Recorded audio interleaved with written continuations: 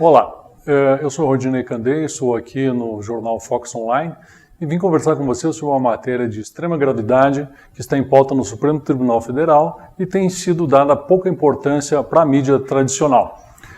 Eu trabalhei com demarcações de terras indígenas nos últimos 7, 8 anos e apurei que existiam inúmeras fraudes nos laudos antropológicos, nos processos. As demarcações aconteciam sem nenhum critério jurídico correto e com várias mentiras e fraudes acontecendo durante os processos. Isso tudo era patrocinado por ONGs nacionais e internacionais, principalmente o Conselho Indigenista Missionário da Igreja Católica, o Instituto Socioambiental, o Centro de Trabalho Indigenista e a Associação Brasileira de Antropologia. Essas ONGs nacionais são patrocinadas por organismos internacionais, como a Fundação Fora, a Fundação MOR, o governo da Noruega, o governo da Alemanha e várias outras entidades. Esse dinheiro todo são bilhões de reais que estão à disposição para fazer militância política.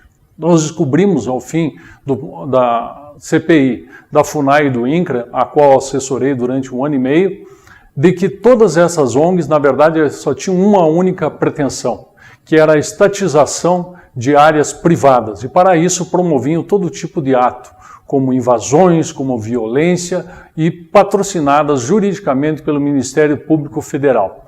Pois bem, todas essas iniciativas para desconstituir propriedades privadas, elas foram impedidas pelo Supremo Tribunal Federal, principalmente em função do julgamento Raposa Serra do Sol, que fixou o marco temporal. O que é o marco temporal? Significa o seguinte, que todas aquelas terras que estavam ocupadas pelos indígenas em 1988 são tradicionalmente indígenas. Todas aquelas que não estavam ocupadas por indígenas não poderiam ser demarcadas a partir de então e desconstituídas as propriedades. Pois bem, essas ONGs e todos esses movimentos nunca se contentaram com essa posição e quiseram inverter esse processo. E agora eles conseguiram, junto à ministra Carmen Lúcia do Supremo Tribunal Federal, pautar essa matéria. Agora, no dia 16 de agosto, todas as matérias estarão sendo apreciadas de uma vez só. Então vão ser demarcações indígenas, demarcações quilombolas, o Código Florestal, a regularização fundiária, todas as matérias que são pautas da esquerda vão ser apreciadas num só dia. O Supremo Tribunal Federal autorizou a presença de mais de 300 quilombolas indígenas na sessão. Está prevista a presença de milhares de militantes desses movimentos nesse dia no Supremo para ver se reverte a posição do Supremo do marco temporal.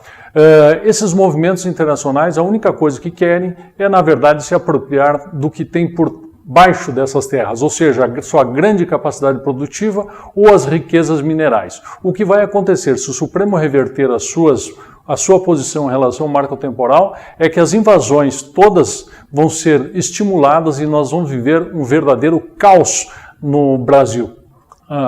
No Mato Grosso do Sul existem 120 fazendas invadidas. Na Bahia são mais de 200 propriedades. Aqui no Rio Grande do Sul são centenas de áreas que estão sendo pretendidas, atingindo milhares de pessoas. Tudo isso para transformar a propriedade privada em propriedade pública e para que fiquem indisponíveis as riquezas minerais ou de produção. Então, essa situação é realmente muito grave e todos têm que estar muito atentos sobre a posição do Supremo que vai ser tomada nesse dia 16 de agosto.